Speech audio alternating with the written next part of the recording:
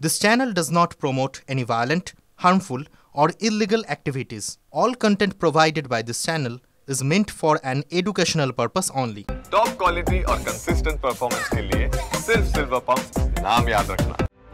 রবিবারই premier league জিতেছে Liverpool FC. তারপর সোমবার সেই শহরের সিটি সেন্টার থেকে বেরিয়েছিল ফুটবল প্রেমীদের বিজয় মিছিল। ভিড়, জমজমাটি আবহ, নাচে গানে মত্ত ছিলেন লিভারপুল সমর্থকরা। এই আনন্দের ধারা দিয়ে যে ক্ষণিকের মধ্যে রক্তের স্রোত বয়ে যাবে তা টের পাননি কেউই। হঠাৎ করে সেই ভিড়ের মধ্যে ঢুকে পড়ে একটি উন্মত্ত গাড়ি, নিয়ন্ত্রণ হারিয়ে ধাক্কা মারে গোটা 50 সমর্থককে। সংবাদ সংস্থা রয়টার্স সূত্রে জানা গিয়েছে, এই ঘটনায় ইতিমধ্যে গুরুতরভাবে জখম হয়েছেন 27 জন। তাদেরকে স্থানীয় একটি হাসপাতালে ভর্তি করা হয়েছে।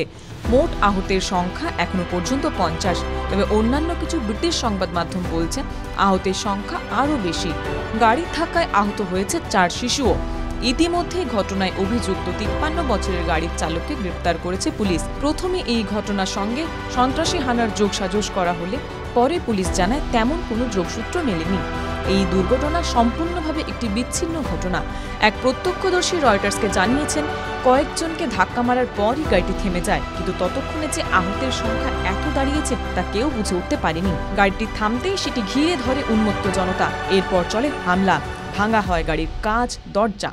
দুর্ঘটনার প্রসঙ্গে ব্রিটেনের প্রধানমন্ত্রী কিয়ের স্টারমার নিজের এক্স হ্যান্ডেলে একটি পোস্ট করে লিখেছেন, লিভারপুলের বিজয় মিছিলকে কেন্দ্র করে ঘটা দুর্ঘটনাটি অত্যন্ত ভয়াবহ। যারা আহত হয়েছেন তাদের প্রতি আমার সমবেদনা। পুলিশ ও জরুরি পরিষেবা প্রদানকারীদের সক্রিয়তার জন্যই পরিস্থিতি অনেকটা সামাল দেওয়া গিয়েছে। ইতিমধ্যেই তদন্ত শুরু হয়ে গিয়েছে। TV9 Bangla digital.